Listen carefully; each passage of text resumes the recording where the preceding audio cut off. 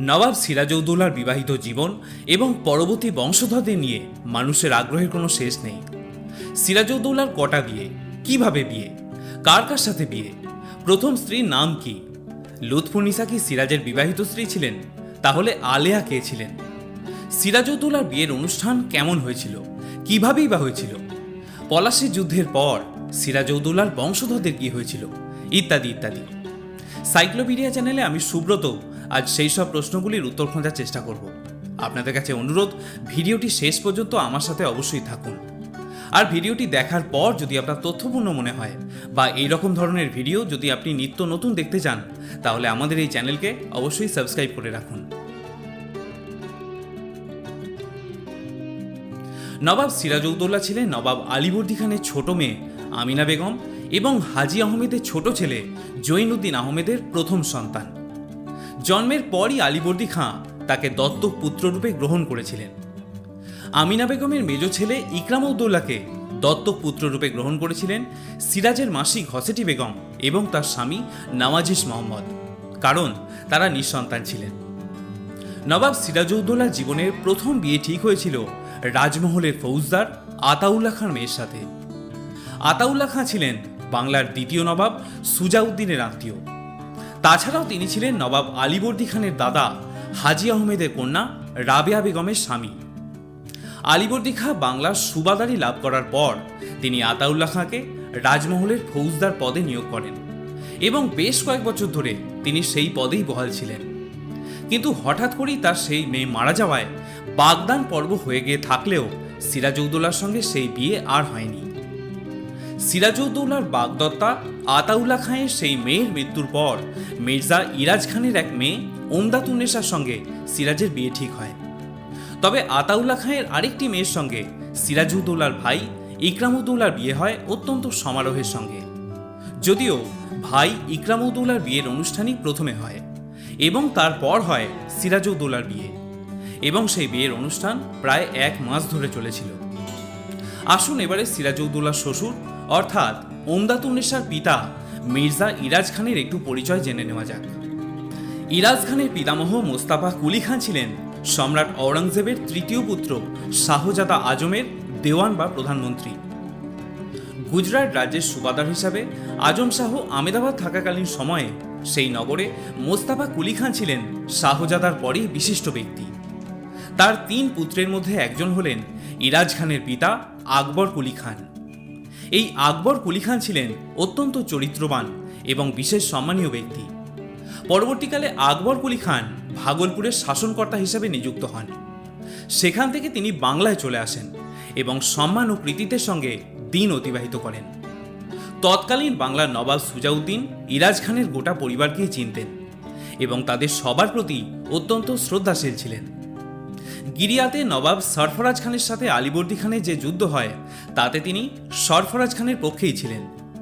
সেই যুদ্ধে ইরাজ খানের পুত্র নিহত হয়েছিল এবং তিনি নিজেও সাংঘাতিকভাবে আহত হয়েছিলেন। এরপর তিনি তার মুর্শিদাবাদের বাড়িতে অবসর জীবনযাপন করতে শুরু করেন। কিন্তু নবাব আলীবর্দী খাঁ তার সব গুণের কথাই জানতেন এবং সেই কারণেই তিনি তাকে দরবারে ডেকে পাঠান এবং চাকরি দেন। নবাবের দরবারে তিনি যথেষ্ট সম্মান পেতেন। নবাব আলীবর্দী খাঁ ইরাজ খানের পূর্বপুরুষদের সুখ্যাতি এবং এই পরিবারের গৌরবের কথা খুব ভালো করেই জানতেন। তাই তিনি ইরাজ খানের মেয়ে ওমদাতুন্নেসার সাথে সিরাজউদ্দৌলার বিয়ের প্রস্তাব দেন এবং ইরাজ খান তাতে রাজিও হয়ে যান। নবাব আলীবর্দী তার আজিমাবাদের আত্মীয় স্বজন এবং বন্ধুদের সকলকে তার প্রিয় নাতি সিরাজউদ্দৌলা এবং ইকরামউদ্দৌলার বিয়ের অনুষ্ঠানে নেমন্তন্ন করেছিলেন। অত্যন্ত জাঁকজমক ছিল সেই বিয়ের অনুষ্ঠান। ইকরামউদ্দৌলার বিয়ের অনুষ্ঠানই প্রথমে হয়। নবাবের আত্মীয় স্বজন, বন্ধু বান্ধব এবং উপস্থিত সেনাপতিগণ এবং গৃহভৃত্যদের মধ্যে এই উপলক্ষে 1000 খিলাত বিতরণ করা হয়েছিল। সিরাজউদ্দৌলার বিয়েতেও প্রদান করা হয়েছিল আরও 2000 খিলাত এবং কোনো লোককেই 100 টাকার কম দেওয়া হয়নি। যাদেরকে এর চেয়েও বেশি টাকা দেওয়া হয়েছিল তাদের সংখ্যা ছিল প্রায় 1000-এরও বেশি।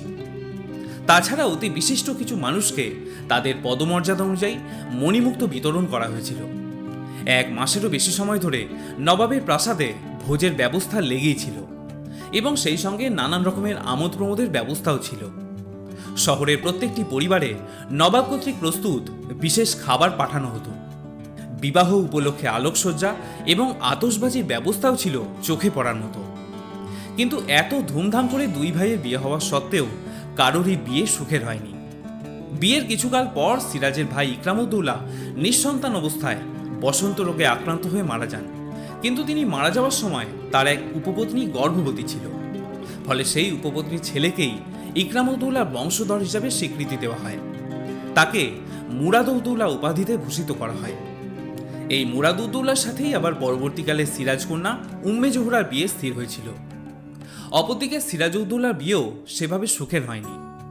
ওমদাতুন্নেসার সাথে সিরাজের বিয়ে হলেও সিরাজ তাকে উপেক্ষা করেই লুৎফুন্নিসা বেগমকে নিজের জীবনসঙ্গিনী করে নিয়েছিলেন। পলাশীর বিপর্যয়ের পর ইরাজ খাঁও সিরাজকে আর কোনোভাবে সহযোগিতা করেননি। মুর্শিদাবাদে ফিরে সিরাজ যখন তার শ্বশুর ইরাজ খানের কাছে সৈন্য সাহায্য চান, তখন তিনিও নবাবকে ফিরিয়ে দিয়েছিলেন। নবাব সিরাজউদ্দৌলার জীবনসঙ্গিনী হিসাবে যার নাম অবিচ্ছেদ্যভাবে জড়িত তিনি হলেন লুৎফুন্নিসা। যদিও তার শৈশবের পরিচয় নিয়ে ঐতিহাসিকদের মধ্যে মতভেদ রয়েছে। নবাব আলীবর্দীর জেনানায় এক বাঁদির গর্ভে জন্ম হয় লুৎফুন্নিসা। তার বাবার নাম জানা যায় না। নবাবী হারেমে কোনো বাঁদির সন্তান হলে তাদের জারিয়া বলা হতো, তাই লুৎফুন্নিসাকে জারিয়া বা কৃতদাসী বলা হতো। সিরাজ তার রূপ এবং গুণে এতই মুগ্ধ হন যে তিনি তাকে যথাযোগ্য মর্যাদার সঙ্গে হারেমে রাখেন এবং তার নতুন নামকরণ করেন লুৎফুন্নিসা। তাদের একটি কন্যা সন্তানও হয়। ইরাজ খানের কন্যা ওমদাতুন্নেসার সাথে খুব ধুমধাম করে বিয়ে হওয়া সত্ত্বেও লুৎফুন্নিসার ভক্তি, ভালোবাসা, সেবা যত্ন এবং গভীর অনুরাগ সিরাজকে এতটাই আপন করে নিয়েছিল যে সিরাজ তার বিবাহিত স্ত্রীর থেকেও লুৎফুন্নিসার ওপরই বেশি নির্ভরশীল হয়ে পড়েন এবং লুৎফুন্নিসাকেই প্রধান বেগমের মর্যাদা দেন। লুৎফুন্নিসাও অবশ্য এই মর্যাদার যথাযোগ্য সম্মান রেখেছিলেন। লুৎফুন্নিসা ছায়ার মতো সিরাজের সঙ্গ দিতেন। কি বিপদে কি সম্পদে লুৎফুন্নিসা কখনো সিরাজকে ছেড়ে যাননি।